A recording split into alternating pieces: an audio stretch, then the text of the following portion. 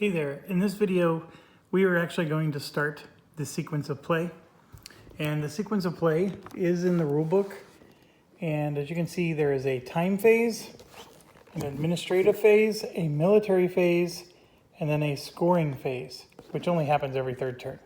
Okay, some stuff can be done simultaneously, but since I'm the only player here, that's not going to matter. On turn one, caravans and administration are skipped. I want to bet that I'm going to forget that before this is over, but those are the two things you got to make sure you skip. Administration in particular is, getting money and spending money. You don't do that. That's already been done for the setup. Okay, so we're going to start with the time sequence. I do not believe I'm even going to make it to the military phase in this video. So if you're watching and you want to get the playthrough, you want to see how a battle occurs, it'll probably be a future video. This is a monster within itself. The administrative phase is a monster within itself. This is a pretty epic game. But let's get started with the time phase. First thing, follow up from the last video, these black heresy markers they're heretical to all religions. There are some, there's basically three types. You got the Catholic, you have the monotheistic whatever it isms, and then you have the Mazdae, which are the Persians and the more Islam type religion. So, for example, there could be a Mazdae heresy, which doesn't even impact the Persians because that is their religion. But it's a heretical religion compared to, say, Christianity or the Catholics. So that's what these different tokens mean. And yes, they do impact the whole area, and they impact two things. They can make certain events worse, but they also impact your income, which we're not going to necessarily be doing in turn one, and they impact revolts. So that is my answer that I didn't have a good answer of when we finished that last video. Okay, so I hope you don't mind, and again, explanation for people. This first playthrough, I have not even played this game. So you are not talking to a master, to a sensei. This is, we're joining together to learn this and play this. I have read the rules. I have put in a lot of time.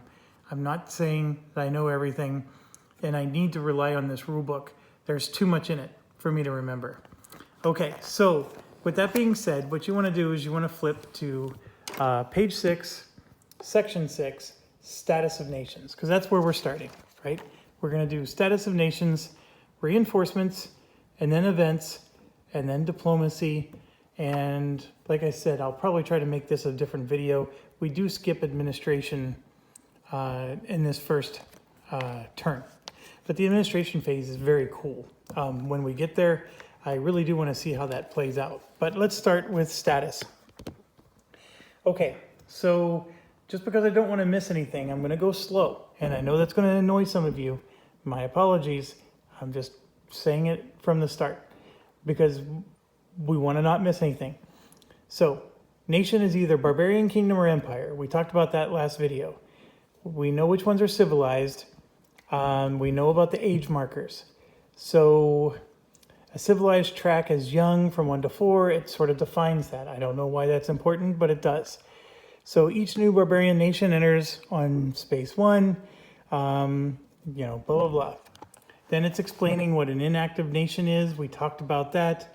The raider nations, we didn't talk about them in super detail, but they are different, and they're held off map, and they come on the map to do their business, and then they leave. Okay, barbarian nations age. So this is the first step that really matters to us. And how do I know this?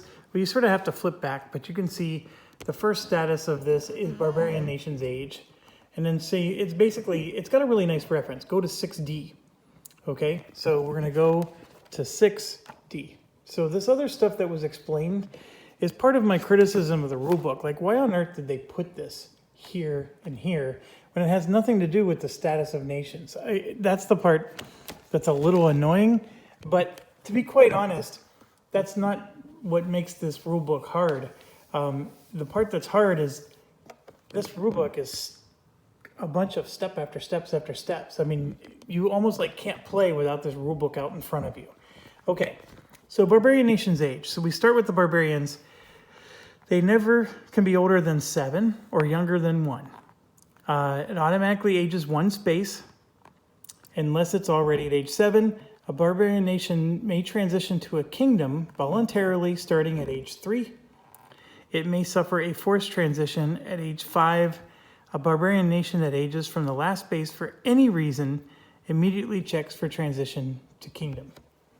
Okay, you do get bonuses for migrating to kingdom, but I think wherever your capital is going to be located and things like that, it could be an issue.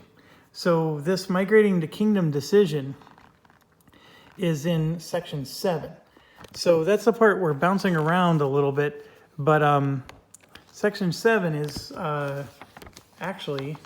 that's section 8. Section 7 right here, transition to kingdom.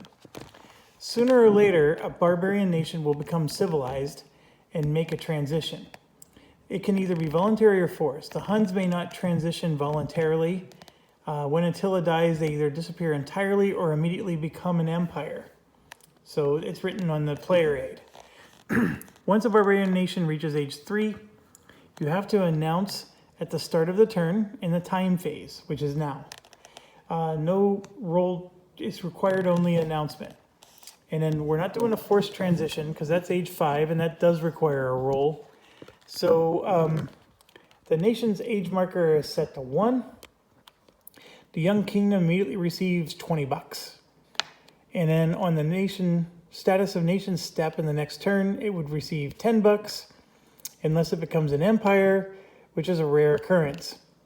If there is an empty city site in the province it controls, you can found a level 1 city there. Otherwise, it grows a level 1 city into a level 2. And if there's no choice, it can grow a level 2 into a level 3. If all controlled city sites are already level 3, this is my favorite part of the rulebook, too bad. Oh, I love it. The horde is then flipped to its capital side. It's assigned permanently to an existing city anywhere within the controlled provinces, and it could be a newly founded city. If the young kingdom has no city at all, the horde counter remains unflipped until a city site or city comes under its control, at which time the city growth and blah, blah, blah we just went through occurs. The kingdom will have no capital until then. It will remain pagan or become Arian or Christian, and that is a choice you get to make later. Well, actually, now, like when you are a kingdom, you get to make that choice. This choice, by the way, you get extra bonus if you control Christian provinces, civilized provinces. If you're controlling barbarian provinces, you don't get as much of a bonus to switch your religion. And then the nation is now civilized and no longer receives free units from the timetable. So that's very important. You stop getting free units from the timetable.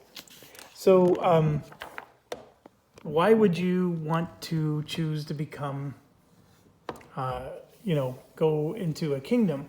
Well, of course, kingdoms have some benefits and privileges, but the timetable thing, as you may have noticed, was a big one. And then the other thing that you may have also noticed is that you don't get a bonus unless you're actually controlling a city, right? So you have to control a city, in my mind, before you would ever want to become a kingdom. You're just a roving band of barbarians until then, right? So, and then the third thing that the rulebook's not mentioning is you got to look at your victory points. Like, what's the victory points you score for that particular faction? If you have a barbarian tribe that only scores victory points for having territory in Spain, and you're trying to form a kingdom way over here in Russia, you're not going to score any points. I mean, yeah, you got yourself a nice little kingdom and you're making yourself some money. No one's attacking you because you got your own little corner of the world, but you're not scoring any points. So those are, I think, all the things you have to factor in. Then I also wanted to show you that on this particular book we spent a lot of time on in the last one.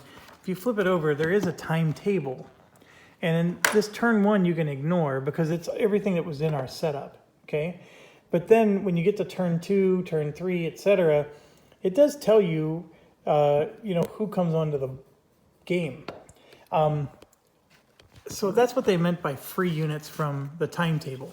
Barbarians do get free units, and the timetable is what gives it to them. And I also think that, oh, I just dropped a bunch of stuff.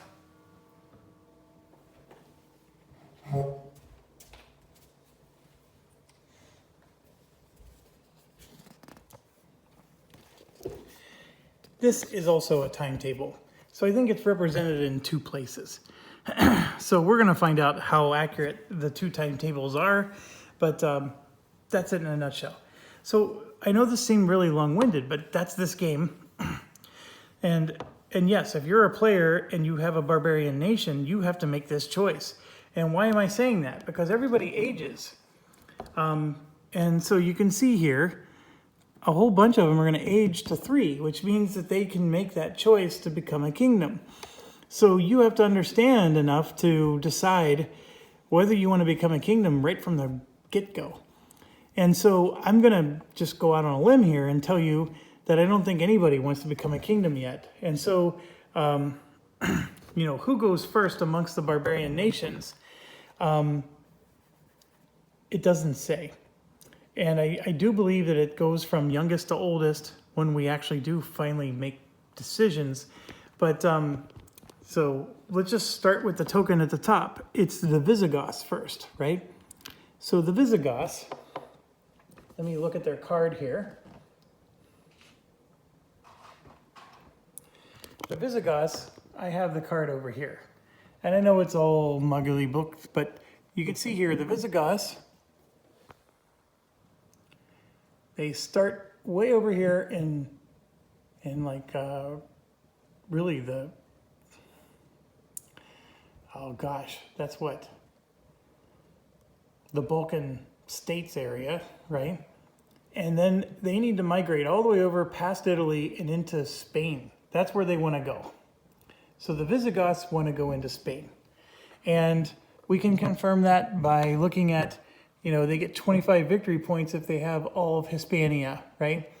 So they want to go into Spain. So clearly forming a kingdom with them, this is them by the way, they're right there. Forming a kingdom with them right there is probably not a good idea. So their answer is no, right? So we're going to stay as a barbarian with them. And then the Ostrogothi, which have like a loose alliance with the Visigoths, and that we know because this is the Goth player. So the Goth player aid has all kinds of rules that apply only to the Goths. So there's the Alliance of the Goths. Each turn, the Visigoths and Ostrogoths may lend each other 1 unit, even if one migrates and the other does not. Each lent unit stacks and fights with the units of the nation it was lent to and is under its control. The exchange of mercenaries remains possible regardless of the status. In particular, this alliance does not prevent them from doing alliances with other nations. On turn 1, the Ostrogoths can either conquer Sarmatia and its vicinity, gaining territory and loot but leaving themselves exposed to the coming Hun invasion, or migrate their horde, taking advantage of Amanaricus' stacking bonus of +2, but forfeiting the conquest gains. Okay, conquest. The horde pre-force stays in Ukraine. The Ostrogoths receive bonus VPs if they conquer their starting area and those to its west, and it's on the Ostrogoths Nations card. Okay, for each submitted nation, the Ostrogoths gain 1 event card in addition to the occasional treasury share. The conquest of Sarmatia allows for a renaissance on turn 6 or later. So this is, I mean, you can't get around this. You have to understand all these little special rules for these starting units. And then the Visigothic Great Evasion is on turn 2 and 3. So the Visigoths are going to have things happen to them on turns 2 and 3. So this is trying to help you to understand what do you do with your units. Scythia, on turn 1 only, is open to the Ostrogoths. At the end of the 2 successive military phase Goth activations, surviving Lent units are redeployed to provinces controlled. And then there's this Renaissance that it turns on turn 6. And we can study this a bit more, but it's important to understand that they have to be free. They can't be federated. Didn't even talk about federated yet. There's a concept of the federati. Basically, the Romans can give them 2 territories that belong to the Romans, and then in exchange for that, they get to control those territories themselves. But then they must loan mercenaries to the Romans to fight for the Romans, and then the Romans, of course, have to pay them. And then they defend those territories for the Romans, and those territories belong to the Romans from a point of view of collecting income. Because barbarians don't collect income, but the Romans will. And they'll collect income for these barbarians being on their location. So it's a little convoluted, but just understand that. And this is not the Roman player, so he may not want to cooperate with the Roman anyways. If they were submitted by the Huns, blah, blah, blah. The Ostrogoth Renaissance is a barbarian invasion. And you keep seeing this word invasion. It means something in this game. Invasions are a special thing, but of course that doesn't happen until the military section. And this is where you're bouncing around the rulebook a lot. And this is why people are pulling their head out when they're reading this rulebook. Because it's like, okay, well, why do I care? What does an invasion mean? And you have to sort of jump ahead to, and it's in here. This is all about moving, passage and force. That's the term I was looking for in the last video, passage and force. This is actually how to resolve combat. I know it was before this. So there's a migration of a horde and invasions. Okay, you've been seeing those concepts, right? Except during an invasion, a horde can only move by migration. It flees or retreats normally. During an invasion, a horde can move freely like an infantry. To migrate, and the horde means that horde token, right? To migrate, the horde moves together with all the nation's units and without attacking. During the unit stack movement substep, a barbarian horde cannot stack with anything else, which prevents it from moving during a leader campaign. A horde's migration cannot be intercepted. The timetable indicates the turns when barbarian nations invade. An invading barbarian nation is especially active and dangerous. When invading, the barbarian nation plays its unit stack substep twice in a row. So during its activation, it does a movement in combat, and then it does another movement in combat. While invading, the barbarian nation benefits from stacking bonuses of +1 unit everywhere. This is cumulative with any leader bonus. After the invasion unit substack step, a barbarian leader carries out his campaigns. So you can attack on a non-invasion turn, you just don't get the huge bonus. So that's what, again, playing as a barbarian, these are only rules for barbarian units. So we did the Visigoths, we did the Ostrogoths, and that would be the blue player, right, who's making those decisions. And so for lack of wisdom or knowledge, I'm going to choose not to become a kingdom, and I think that's the right choice, and then we're just going to keep going. So I'm moving back to where we were, Barbarian's Age, and let's keep going. Next are the Frankies. Okay, that's the red player, right? And they are here. So what they are wanting to do, you can see that they're actually in the Belgian area, right? And they want to settle, of course, in France. That's hence the reason it's called, they're probably called the Frankie. So anyways, they want to go into France. So they're not happy with their current location either. So now here's the thing. They're controlled by the red player, which is the Roman player. So they are the perfect type to become a Federati. Now, there's a Roman player aid. There's no avoiding this, folks. Got to go through all the player aids. So it explains the limitas and the relationship between Rome and Byzantium. Some units must stay within their home entity control area.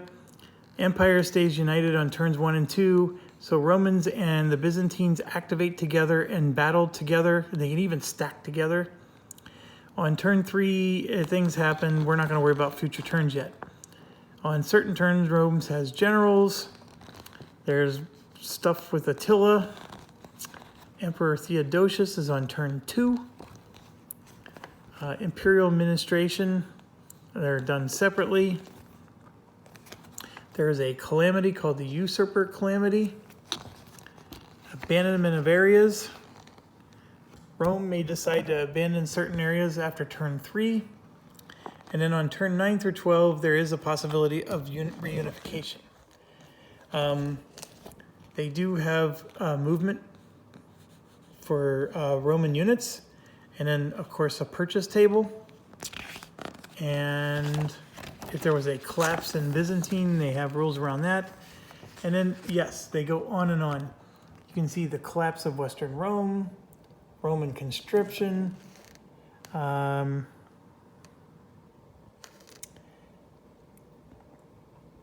auxiliaries. So Romans may recruit barbarian auxiliaries limited only by their availability. Between those units are not always reliable. So turn 1, they get a horse archer from the Mauritanians. Western Rome, Roman elites, the Britain Kingdom, and so forth. Okay, lots of reading. I have not read all of this. So if there's anything I'm going to miss, going through this first turn, it's going to be because I didn't sit and read all this. I did, as we were just now going through it, I was looking for everything that said turn 1. If it said turn 2, turn 3, turn 4, I skipped it. I'm not going to remember it anyway. So the Franchi are not going to become a kingdom. And then the Alemanni, which are there. The Alemanni, where are the Alemanni? They're controlled by the green player. They also want to settle into France, and in fact, they want to be up where Normandy is. So they want to be in northern France, and that's where they are right now. The Alemanni, that is the green player. And then there is the Alani, which don't get a choice, right? Because they're only at age level 2. And the Alani are those that I was telling you are here, and they want to go all the way over to Spain. Okay, I probably spent more time on this than, a seasoned player would, because a seasoned player would know, hey, I don't want to become a kingdom because of this, but I'm really trying to slowly explain things for my own selfish benefit, to be quite honest, but also I really think that this is how, when I read the rule book, I wanted to make sure I imparted these lessons when I started. You have to really connect a lot of dots, right? This rule book, everything's in here, but you have to connect them. And anyways, that's what I'm trying to do for you. I hope you're finding this satisfactory. Okay, so the barbarian nations aged. That's all we do here. The only choice that you need to make is whether or not you want to become a kingdom. And we chose no to all of them, and I think that was the right choice, at least for our first playthrough. Okay, then the civilized nations age. So they can never be older than 12, blah, blah, blah. You automatically age 1 space. Kingdom or empire may also age depending on the administration card played during that turn. There's no administration step. Kingdom may transition to an empire when it reaches or exceeds a certain size. And that's, again, it's on another page. Eligible kingdom is checked for transition to empire every time an age marker advances. If it advances multiple spaces in one go, check only once. Civilized nations can also be in decline, hastening their transition to the next stage, empire or collapse. The in decline marker has two sides, a single -5 and a doubled -10. If a civilized nation attempts to age from space 12 for any reason, increase its level of decline instead. If a nation rejuvenates for any reason while in decline, its age remains unchanged. Instead, you decrease the level of decline. To decrease the level of decline, flip a double level in decline marker to its single, blah, blah, blah. And the level of decline increases because of age, bankruptcy, calamity, or event. All right. So Rome is in the decline section, but they haven't received a decline marker. I hope that makes sense. So let's age them. So obviously Rome is going to age to 10. The Persians are going to age to 5, and the Byzantines are going to age to 4. Okay. The Persians are the only kingdom on the game right now, and so they would be the only ones that could try to become an empire. All right, so what would the Persians, WWPD, what would the Persians do? Well, some of this has to do with that same section that says transition to empire. Okay, so this says, once a kingdom controls at least 3 areas, counting barbarian areas as half, you do not round up. It must make a die roll check, and then there's like these modifiers. Okay, so let's look at Persia real quick. And in fact, we can even see it in the setup because it tells you in the setup. The Persian kingdom only has 2 areas, Mesopotamia and Persis. So they don't qualify for an empire. They need to have 3 areas. And how can you verify that? Well, if you didn't have that setup book, you can see here Mesopotamia, and don't let the colors fool you, because the colors are the terrain type, not the region. And I still struggle mightily because you do see there's some dotted lines here, but this is a solid line there. It gets extremely confusing trying to figure out where the borders are. But here's what I notice. See, there's these little hash marks. That to me is the border. So this Orient area borders Arabia, and that's the line right there. So that's what I'm looking for. See this little line here? That is my understanding of what makes Mesopotamia versus Arabia. And then Perses was the other one. Persis right here. So let me zoom out a little. Persis is up north here, and you can see those little hash lines again. So this little green area is part of Mesopotamia. Does that make sense? I mean, your eyes are going to want to think that that green area was part of Persis, right? Because Mesopotamia has got all this gray, right? Because that just means it's a flood zone. But really, Mesopotamia is up here. So this Artemida is part of Mesopotamia. And then Persis has these provinces up north. So I hope that's making sense. It does, it can be deceiving. But the colors on the board are purely terrain colors. And those are used for figuring out battles, things like that. Okay, so they only have 2. They can't make the choice to go to Empire. So we don't even need to talk about it. So let's move on. So the next step is that the heresies age. And this is a real easy step. You just go to the heresy token, and remember I explained that it has a, of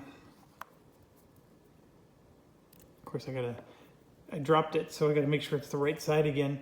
So all heresy tokens, when they first go on the board, have a plus, and you just flip it over to the minus. That's all you have to do. And if it was on a minus at this stage, it actually goes off out of the game.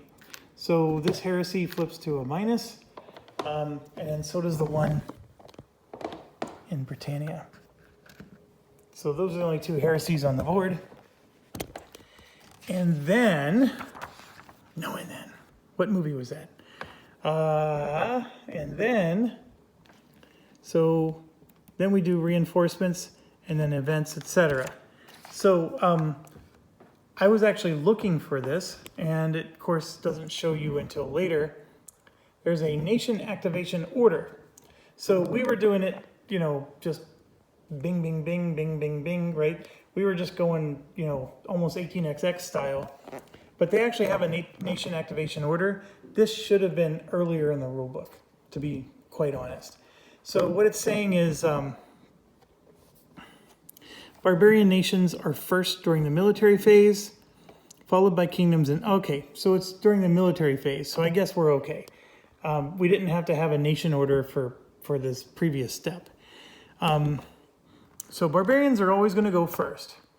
Okay, then kingdoms, and then empires. So within the same status type, the oldest nation goes first. So it actually is 18xx style.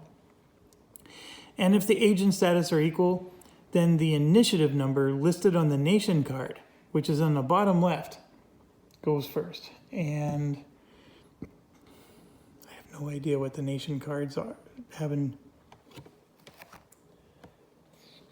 Oh, it's not the bottom left. That's why. See that number 9? That's the initiative order. This is the bottom left. That's not the bottom left. So, yeah, rulebook has moments like that. But the good news is you could figure it out, right? All right. Barbarians are quick to play because there's no administration, there's no purchase or maintenance, and no provincial or city income. They're immune to revolts and heresies as long as they remain pagan or Aryan. They can gain money through tribute or pillage. Their leaders may conquer non-fortified cities by sheer terror. I didn't even talk about that. Yes. On the turn they appear, barbarians usually benefit from an invasion, which boosts them significantly. Barbarians have different kinds of units. However, their elite units are standard. That's something I forgot to mention. Barbarian units can never have an elite unit. So why does this barbarian unit have an elite symbol? Because remember, they can become a kingdom someday. So when they become a kingdom, then this is an elite unit. And the other thing about elite units is they have like double hit points, right? So this is an elite unit that took damage. So a barbarian unit, if this were to take damage, you don't get to flip it over. It's killed. It's or eliminated or whatever.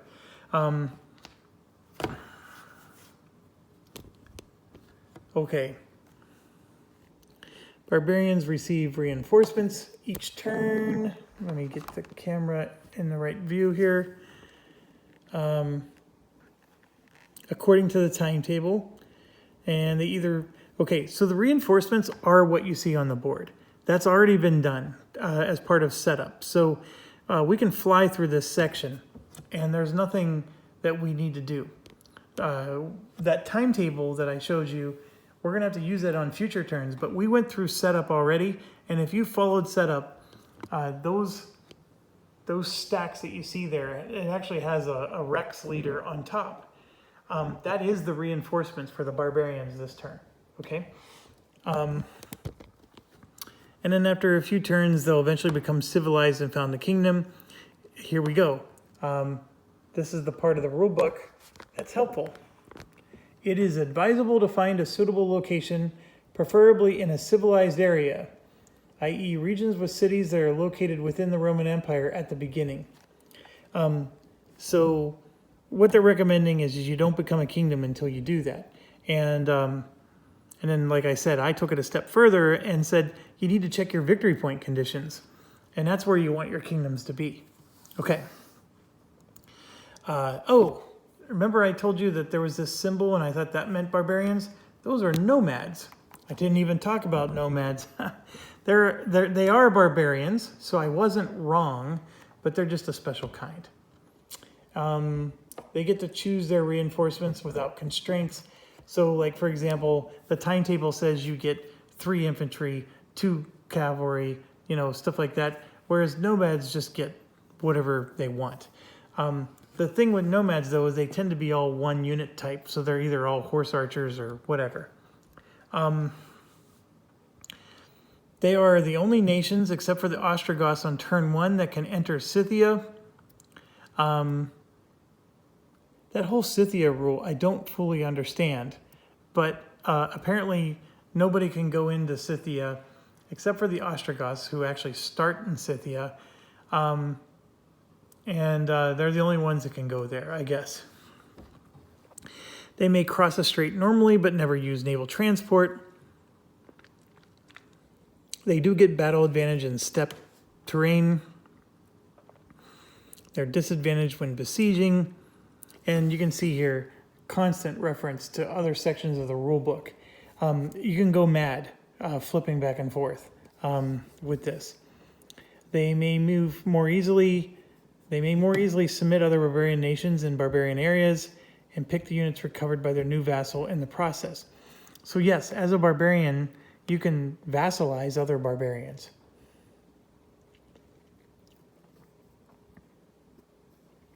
And they'll have control over vassal-supplied mercenaries, but their vassals are more likely to rebel. So that's nomads. They're a special kind. And then, of course, it goes into what a kingdom is, and it's basically telling you that a kingdom gets income each turn, but they have to pay maintenance on their units, and they have a capital, etc. Empires pay no maintenance on their units. And so there's, different rules for each one. We're not going to get into that here. So where are we at with our turn? So we did status of nations, which basically was just aging. Okay. Reinforcements normally has a lot of activity, but we sort of covered that with setup, right? So reinforcements is done. So now we're going to do event cards. And it's done in player order. Romans, Huns, Persians, Goths. And then we're going to do raids. That's in the timetable sequence. Remember, the picks are the only ones that can raid. Then we're going to do caravans, but that's skipped this turn. And then we get to diplomacy. So that would be everything for the time phase sequence. So we're starting to get into stuff that I read, and then I don't remember very well. But let's get to events. And events are, per the rule book, that's section 10. So let's go look at section 10, and that is right here, events. And then like here, you can see for reinforcements, by the way, it says when the timetable calls for a new nation to arrive, then boom, they're just going to show up on the map, small world style. A horde in the arrival province is displaced, blah, blah, blah. Units could get displaced because if they're occupying the area that was... Okay, and then here you can see the barbarians get reinforcements from the timetable, kingdoms and empires, nomads choose. So it's a little bit of repeating what we just went over. Kingdoms and empires rarely get scheduled reinforcements. You have to purchase them. And then federates, I sort of explained. Vassals, what they do is they lend units. And then, of course, there's a disappearing nation concept. But let's get into events, because that is the next step. So in this step of the time phase, there are 3 sub-steps. Event, cards are drawn, some of which trigger immediate events. Raids are carried out, and the income from caravans is determined. So let's do event cards. In player number order, each player draws 1 event card regardless of how many nations they control. Some of the pillage markers obtained as a result of raids and sieges double as event cards. Event cards are either public or private. So the private one's the bigger deck. So these are the private events, the lighter color. And then the darker color are the public events. Okay, so we know that. And it says it has a red colored back. So it's trying to help us to understand that. While private event cards, Event card's target is not necessarily a nation, stack, or unit. For instance, it can meddle with other nations' events or battles. An event may not target an inactive nation, except in battle. Played event cards go into the discard pile. The pull public event is the only time the discards are shuffled back into the event deck. So you get to either draw a private or a public. And it doesn't tell you, like, what's the difference. I mean, obviously the private one you don't have to share, right? Public, I think other people get to see. So player one is, I'm assuming red. I'm going back and looking here.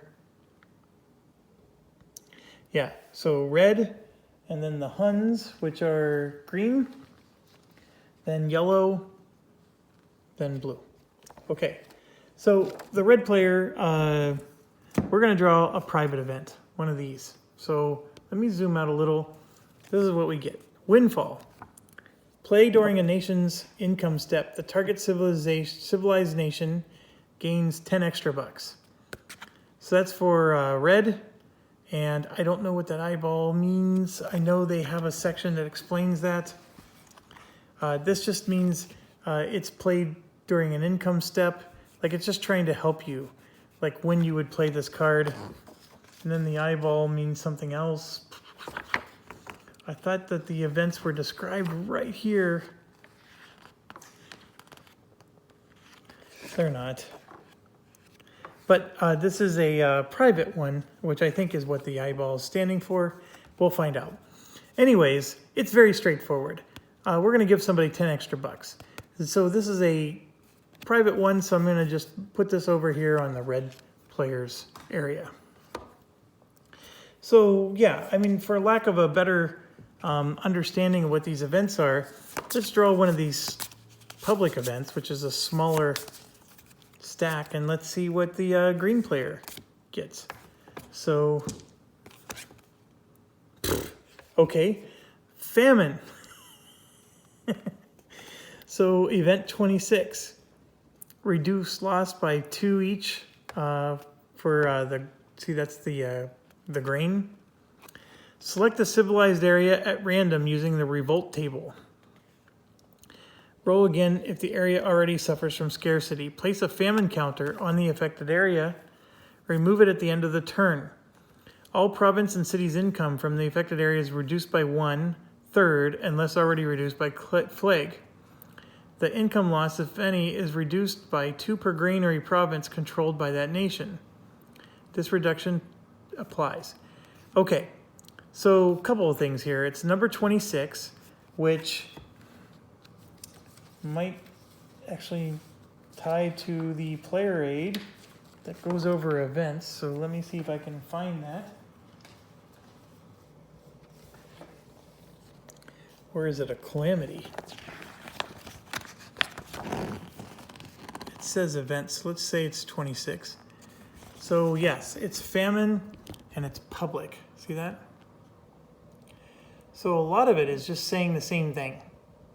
I at least appreciate that the card had most of it written on the card. And if you need to know more, you just go look at the 26. So that's pretty cool. This P11, I'm not quite sure what that is referring to. Now,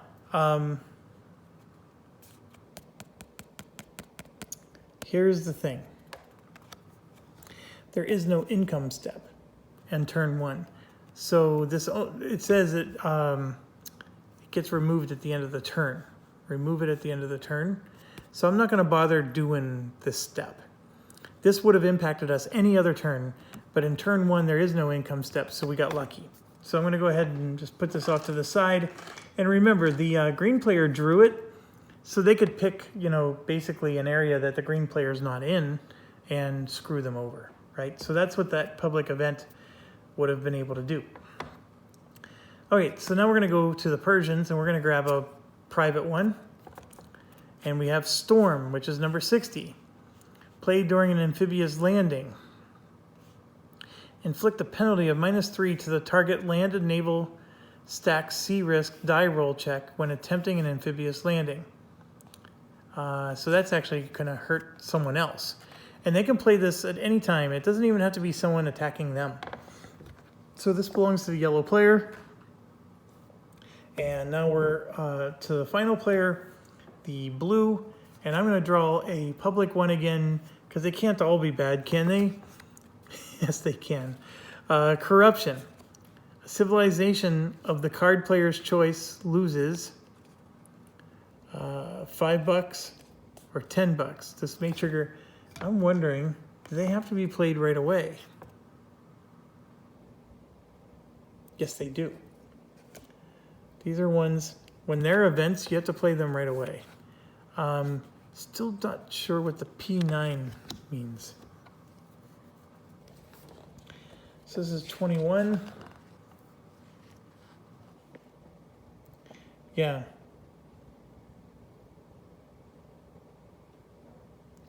A civilized nation of the card player's choice loses $5 or 10 if it's an empire. It could trigger bankruptcy.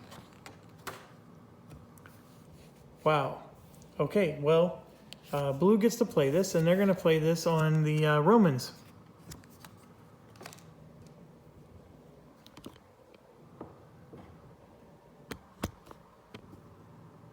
And as you can see,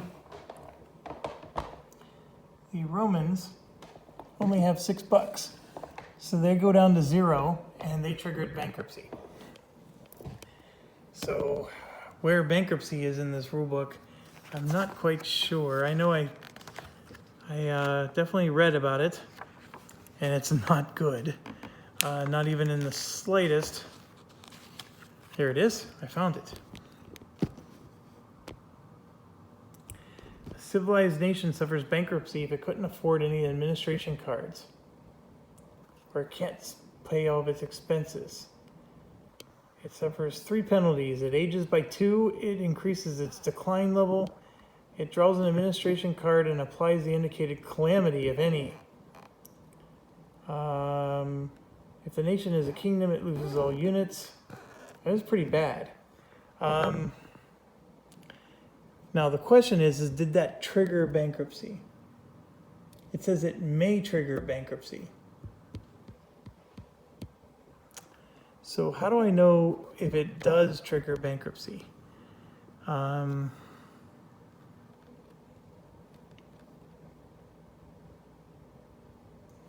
It says if it couldn't afford any of the administration costs. See that? Or if it can't pay all of its expenses. Is this considered an expense?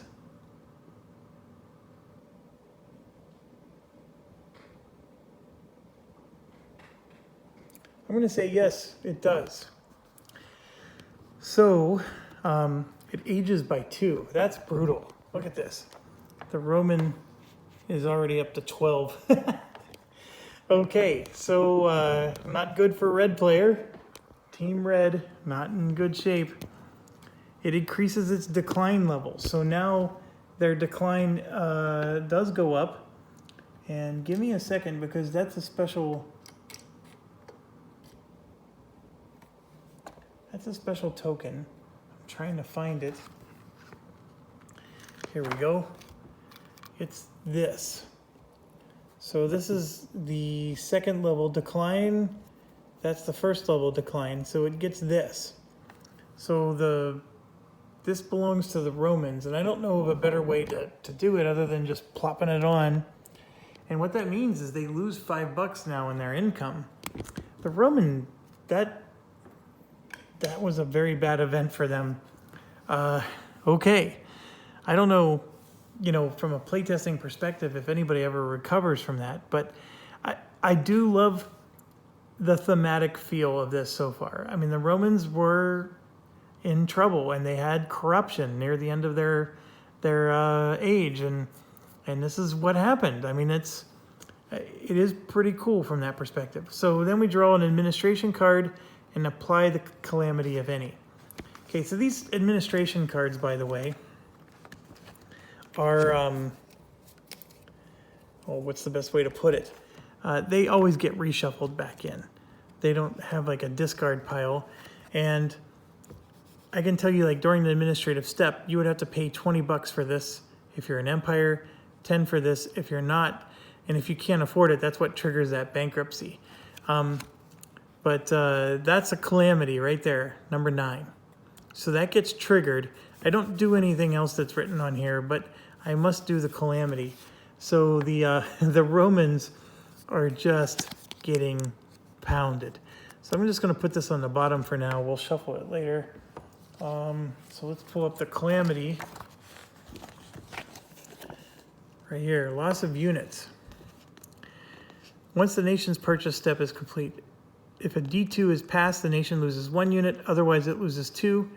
The units are randomly selected. An intact elite unit is flipped instead of being removed.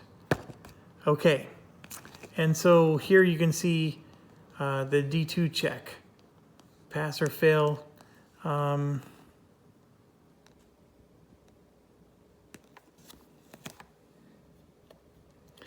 I see. It's telling you where the unit would go. Okay. All right. So let's roll D10. I rolled a 7, which I think is a fail.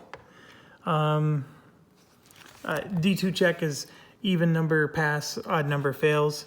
So I rolled a 7, and it's pointing to Africa here. But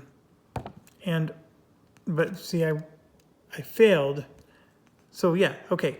I failed, and now I'm going to roll again. I see. So I failed. Let's roll again. Now I rolled a 9. So where's that putting me? So in the fail section, I got Mesopotamia.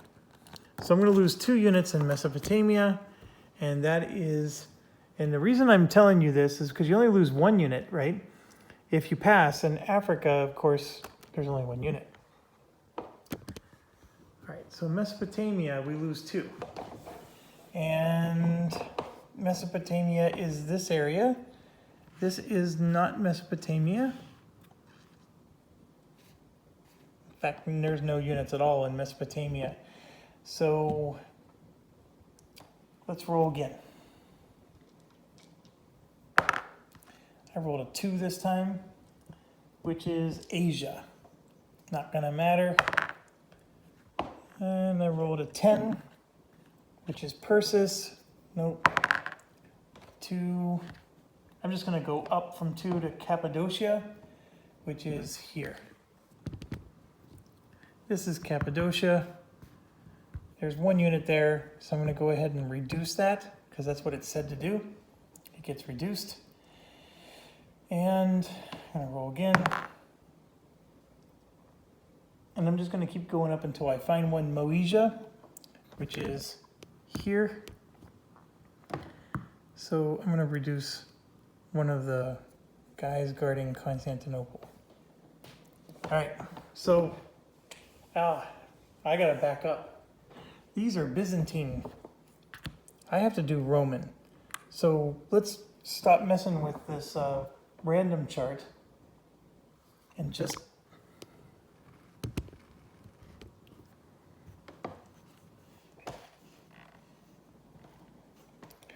go here. So it says random. Jiminy Christmas.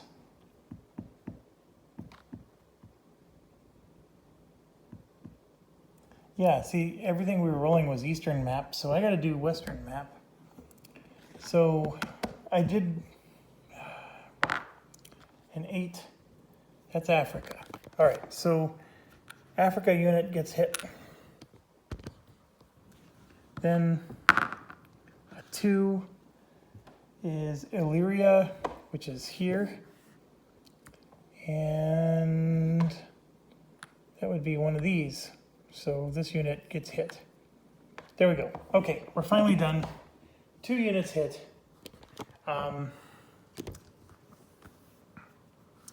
It is what it is. So yeah, that event phase was not very fun for the Romans. I think everybody else did okay. The Romans do have that event card that's going to give somebody, or the red player can give themselves 10 extra bucks. And I think they can do that next turn to get themselves out of this trouble, because they're currently sitting on 0. Okay, and then some barbarian raiders can stage raids as listed on the timetable. Each of those nations has a pool of at least 2 units to raid with. They do not have initiative numbers on nation cards, as they do not get to act during military phase. So that's an important thing. So the raiders, the barbarian raiders, are going to have this little flame symbol. They raid now. They don't do anything during the military phase. And then, of course, it's explained in detail here. So their aim is to loot a province instead of conquering it. Okay.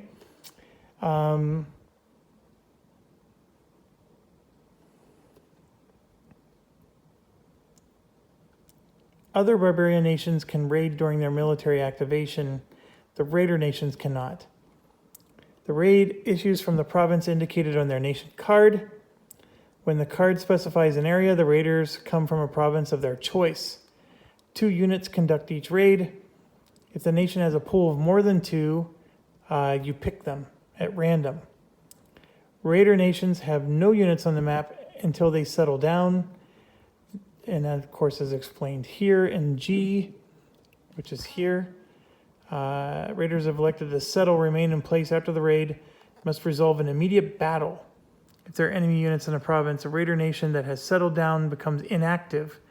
It may become active again on the timetable.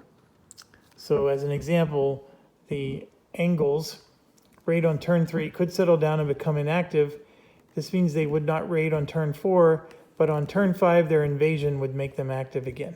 So it's a weird little thing. And of course, it's explaining barbarian nations. So what is the raid process? Like, what do they do? Well, first of all, the people that get to raid are the Picti. Okay? And you can see here the Picti have 2 infantry and an archer. And it's only going to be 2 that are going to do raids. So we have to randomly select who. Now, one thing I'm feeling very unprepared about is I didn't get the Picti out. But good news is I have them mostly sorted. And sure enough,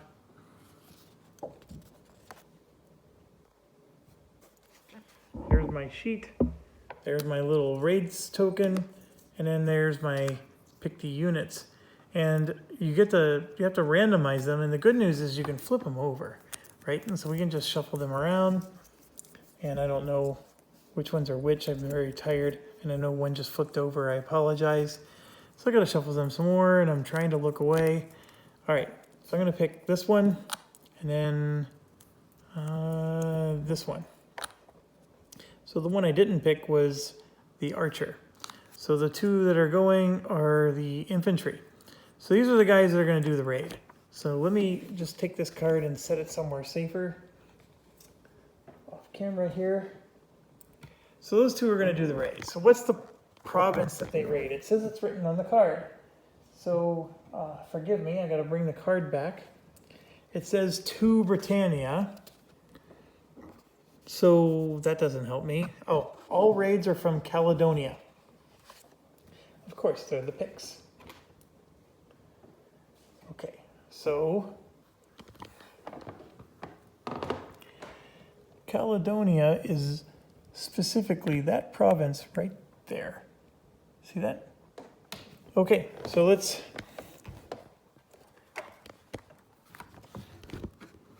I'm going to try to look at the rule book here. The raid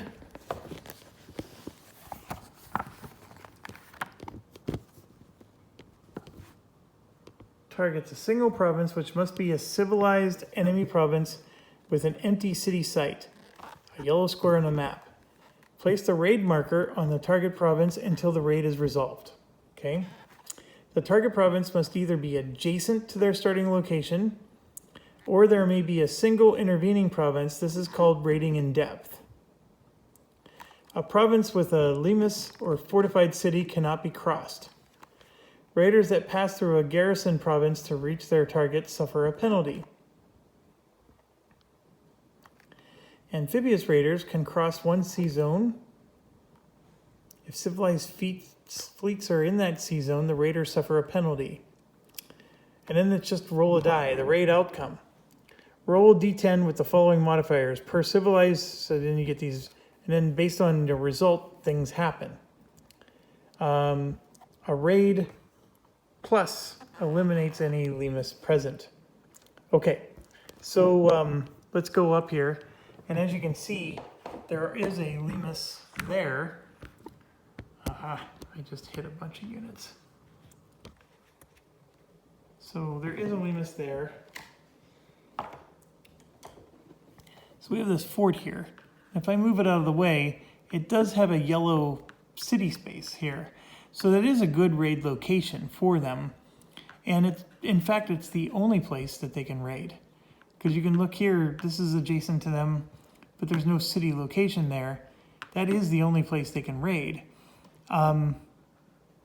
So they're going to do that. They can't go through this because this Lemus exists. But, so what they're going to do is they're going to go after that location there. So what they're recommending that we do is that we put this token here to indicate it. And as you can see, there's a plus and a minus. That's based on our die roll. So let's figure out what that die roll is going to be. So it says to roll the d10 with the following modifiers. So let's just roll and see what we get and then figure out the modifiers. Oh, I rolled a 1. So I don't think that's going to be very good for them, but let's find out. Okay. -1 per civilized unit present in the province and any province or sea zone pass through. The Lemus, I don't think counts as a unit. So I'm pretty sure I read that somewhere. So I don't think they get a -1. They're already sitting at a 1. But just for clarity's sake, the previous raid placed a raid minus. They get a +1. If it was a raid plus, they get a +2. There was no previous raid, so there's nothing to add there.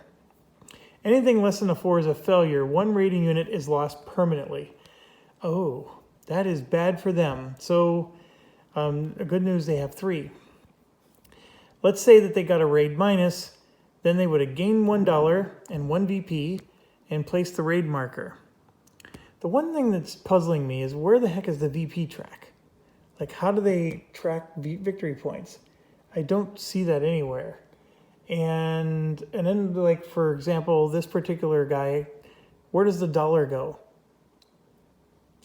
Because it's not like there's money in the game, right? There's no money units or anything like that here. And how would you, I mean, I guess you would use the maybe the income track as your VP track, but there's no VP markers. There should be one for all 4 players, right? Red, blue, green, yellow. So let me see here. There might be, something that I missed. I mean, that's a little capital marker.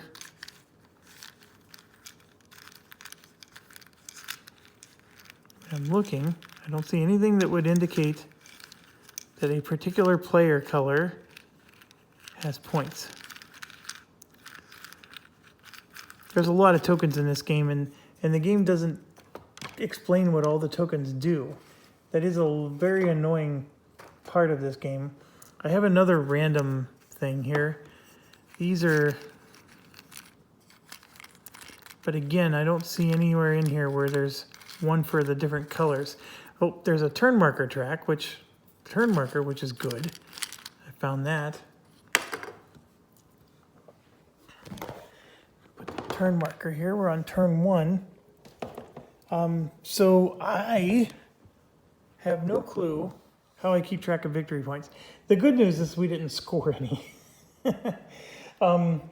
But obviously, before this game is over, we're going to score some, so I would assume we would need victory point trackers, and I would assume we only need 4 of them. So, well, there we go. I bet that's the victory point tracker for blue. So let's see, is there one for...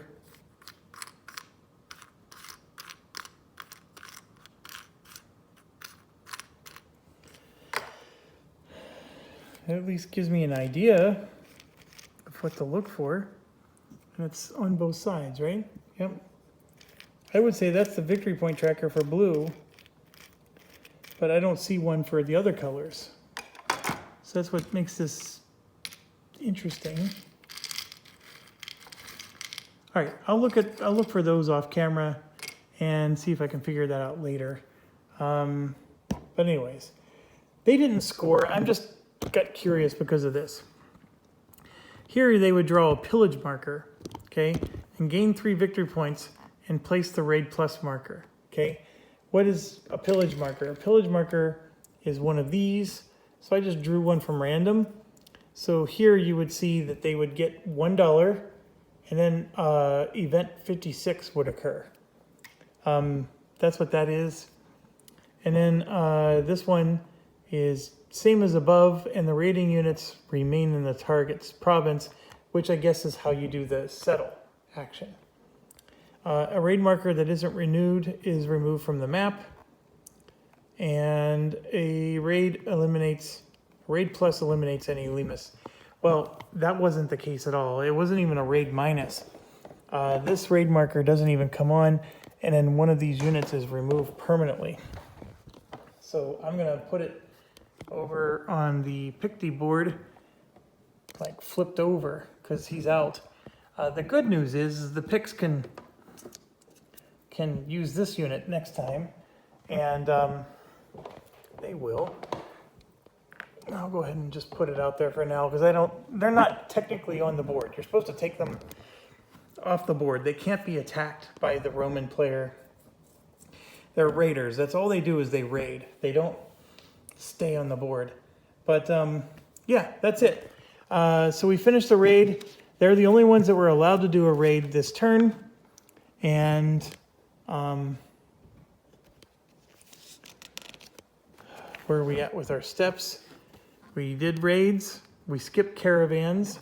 Then we have to do diplomacy. Civilized nations in order of increasing age, starting with kingdoms, then empires. And it's section 30. And I need to wrap this video up. We're over an hour here.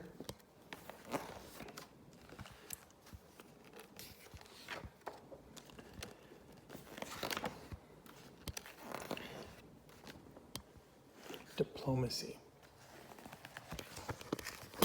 Okay. It's limited in invasions. All diplomatic agreements between nations are conducted by diplomacy cards. There's 18 cards in the deck. That's what this is. Cards are drawn in order from youngest to oldest. So I can tell you right now, this is the Persians, because they go first, then the Byzantine, and then this would be the Romans. So let's just make sure. Barbarians don't draw. You draw as many cards as its leader's diplomatic bonus. If it's 0, then it gets 0. Each empire draws 1 diplomacy card no matter what, and then adds the leader bonus. So we got to look at the leaders and figure out their bonus. And this is where all those numbers that were written around the leader, I got to make sure. I think it's the middle one on the right side, if I remember correctly.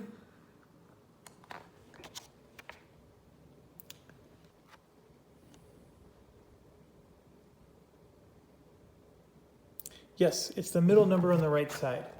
So who's the leader? How's the leader?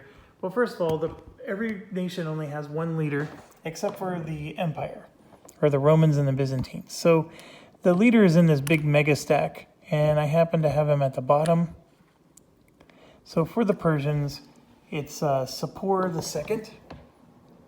And see, he has a 1. That's his middle number on the right side by my thumb. So that means he draws 1 card. So, and then you see the T1 there. That means he comes out timetable on the first turn. So, so yes, he's going to draw 1. Then, as far as the Byzantines go, I told you that there's a Caesar here, but you'll notice he only has a 1 on the bottom because this is just a no-name guy.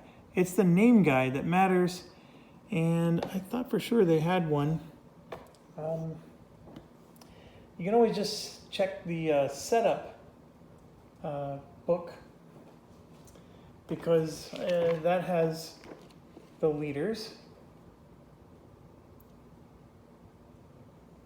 And maybe they don't have a second leader in this very first turn.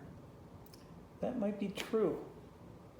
So my apologies there. Another thing you can look at is the card itself. So for the Byzantines, on turn 1, they have Julianus, which can be used by Rome. So Julianus is in the game, so we got to find him. Where is Julianus placed? I'm looking in the setup here for Julianus.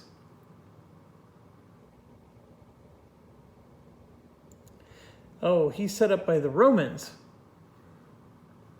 There is no Julianus for the Byzantines, or is there?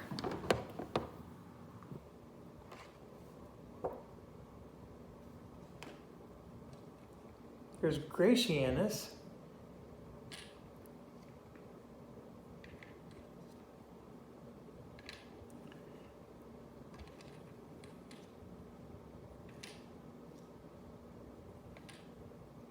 Okay, I don't see a Julianus for the Byzantines anywhere. I mean, the Byzantines don't even have a very large army that's out. This is all they have. Now, there is a Julianus, but it's not for the Byzantines. It's over here for the Romans. And I think it's right here in this stack. Right here, Julianus. See, and he's a 1 in the middle. So the way I'm going to play this is the Byzantines are only drawing 1 card because they don't have a Julianus leader on the board. And this is our first example where the Julianus leader, which is written on the Byzantine card, is an error. I don't see a Julianus leader anywhere for the Byzantines, which is fine, because they're meant to be like the same country, right? Because even in the special rules they're united. So I'm going to say that there's only 1 for the Byzantines, but there's 2 for the Romans. All right, so for the Persians, they can make a federati. So what this is, you can force a barbarian nation inside one of your areas to accept a fetus with you. And like I said, you're giving up territory. You allow those barbarians to inhabit that territory, and then both of you can claim it as yours. The Persians would have to pay money. So here they're going to pay 3 gold, and right there, they have to cede 2 provinces to the target barbarian in exchange for the use of one of their units. Okay, and this keeps going, and then they have to keep paying every round to be able to continue to use that 1 unit.